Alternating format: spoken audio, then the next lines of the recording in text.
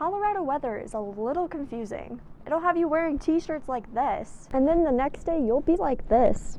As many of you probably already know, March 3rd at 1 a.m., Nashville was actually hit by an EF3 tornado that ripped through the heart of Nashville. And if you don't have a basement, then you're actually going to want to go into your bathroom, lay flat in your bathtub, and have a mattress over you to cover and protect your head. Based on the looks behind me, it's almost unbelievable that we were in the 70s earlier this week. We've actually seen 18 inches of fresh snow here in Boulder just within the last 24 hours. We can expect 3 to 4 more inches of fresh snow by the end of this evening, and temperatures will remain freezing. Usually by the end of January, we've seen at least this much snow. But currently, we've seen 0. Wow, don't you love April? Those nice spring temperatures and icicles. Now, looking at the Colorado map behind me, we can see that the I-25 corridor right here is actually all in the high or mid 50s. Down here at Pueblo, we're actually reaching 60 degrees. Over here in Durango, we've got 60 degrees as well. Grand Junction being the warmest in all of Colorado at a whopping 63 degrees. The Eastern Plains a little bit cooler over here in the lower 50s, except Lamar down here at 58 degrees. Monday is actually going to be our spring forward day, so don't forget to move those clocks up an hour. Although we are losing an hour of sleep, we are gaining an hour of daylight, which gives you an extra hour to go out and enjoy this really nice weather. Monday, we're going to cool off just a little bit down to the 59 degrees at a high, lows in the 38 degrees. Overall, pretty warm. We will cool off a little bit, but nothing too drastic. The snow has finally decided to stop, and we're beginning to warm back up again. Current conditions are 38 degrees outside with partly cloudy skies.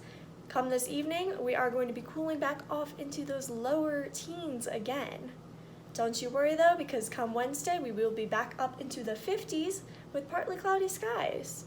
Unfortunately, that weather's not going to be lasting too long, because come Thursday and Friday, we are actually expecting more snow and even more freezing conditions.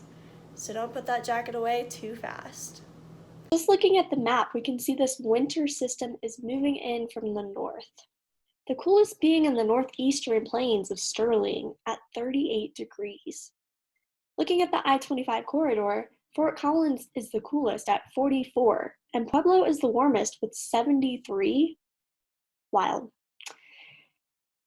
All of southern Colorado is at least 60 degrees, which is crazy considering how much cooler we are up in northern Colorado. Students enjoy walking around Kittredge Pond, but certain community members can make this a treacherous walk. Although it might be fun to watch them enjoy our outdoors and swim in the lake, the mess they leave behind is not fun at all. I like the geese, they don't bother me per se, but the issue is they poop everywhere and it's almost impossible to avoid, especially if you like to walk around the lake, you always step in it, it's always on your shoes. There's a connection between the rise of goose poo and the increasingly warmer winters. Everyone loves that Colorado weather. Unfortunately, we're not the only ones that do. It makes for a little bit of a crappy situation. And we may continue stepping in it. According to CPR News, climate change is directly affecting our rising geese numbers here in Colorado. At the end of the day, more geese than ever will overstay their welcome. Perhaps maybe the surest advice is not walking these paths at night to avoid stepping in something unexpected. Jess Rainey, News Team Boulder. Come here! Yogi loves that fluffy white stuff. Ground facilities? Not so much. Our job and our main goal is to get everything opened up and get it nice and clear and safe so people can move around on campus and hopefully get to their classes, and faculty can get to their classes and they get there safely. That's the main goal. Usually after a heavy snowfall day, we often wonder how we'll make it to class in the morning, slipping and sliding our whole way there. Little did we know, walking on a cleared path is actually a privilege.